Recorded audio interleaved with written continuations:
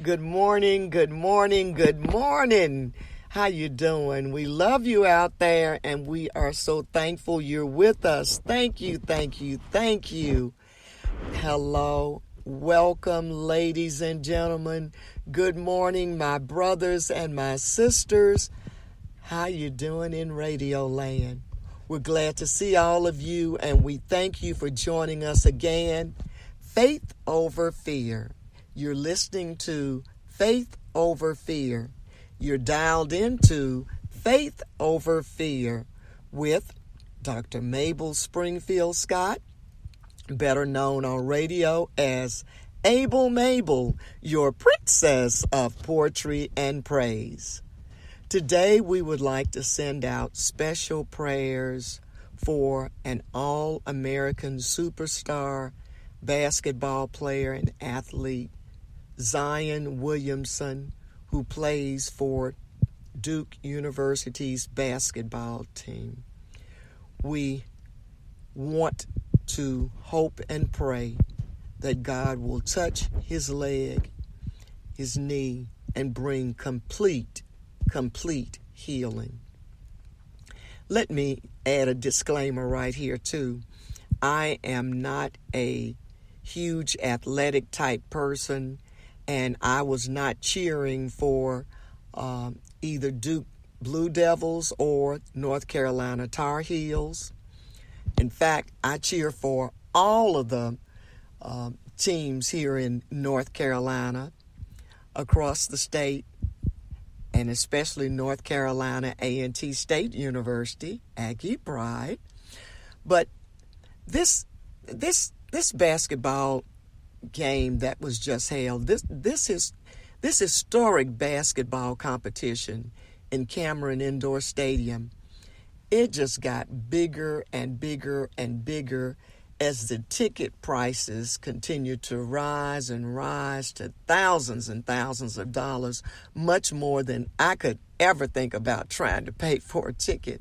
But all kinds of celebrities and entertainers and politicians and VIPs were in Durham, North Carolina.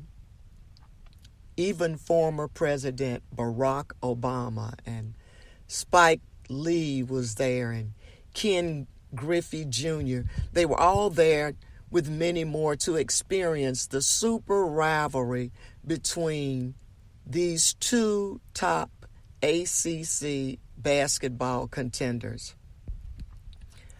But on the show today, we want to pray specifically for Zion Williamson and his healing. He had to leave the game, as many of you all saw or heard about or read about, due to a very unusual, very just freakish type accident where unfortunately his Nike shoe fell apart, causing an injury to Zion's right knee. This is why we're praying for his full recovery and healing in the name of Jesus.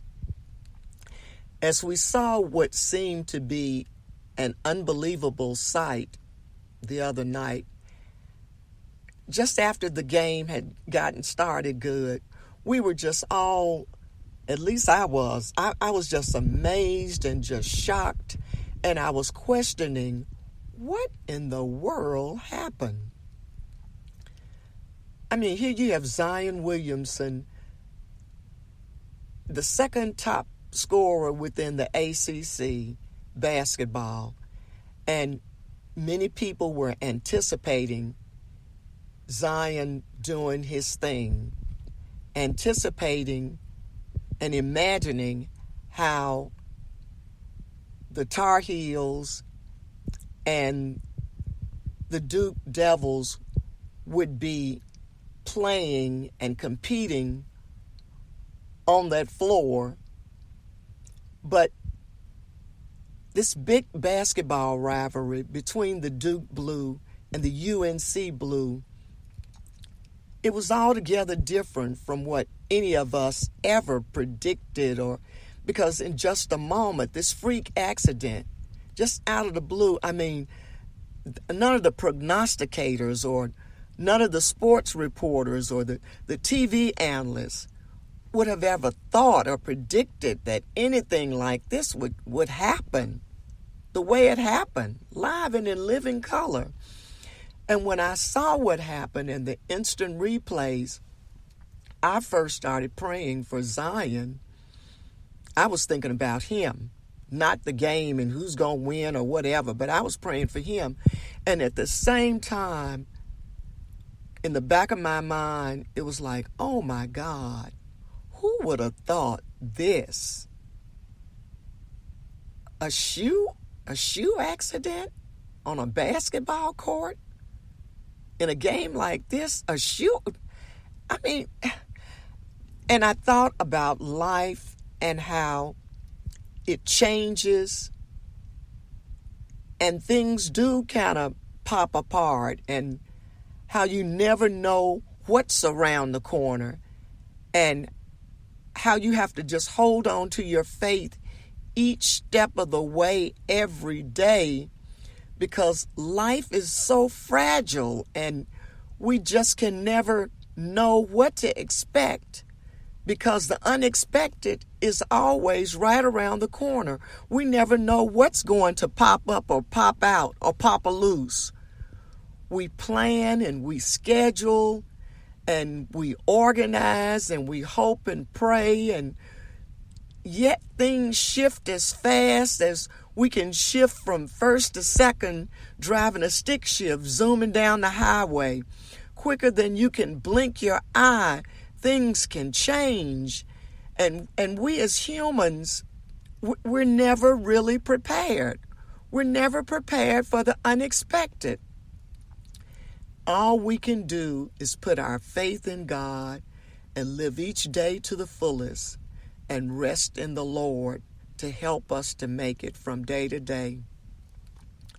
Life is good, but life can be challenging with its issues and problems and things that just pop up, the unexpected, drama. And as we mature, we learn to trust more and more in God, because we realize after going through these changes and these occurrences that we didn't plan on, it seems like every time we go through one of these tests, we end up with a testimony, and we learn from these lessons what we didn't know before we went through the challenge. And I guess this is what it's all about as we mature and age and go through stuff, because the next time we go through something similar, we can recall and do an instant playback and say, okay, here's how I made it before. Here's how God helped me out. Here's how I was able to pick up the pieces and start all over again. And we learn. But it's still hard. It's still hard to direct our paths, and all we can do is just look to God above to help our paths here on earth as we maneuver through this challenging journey called life.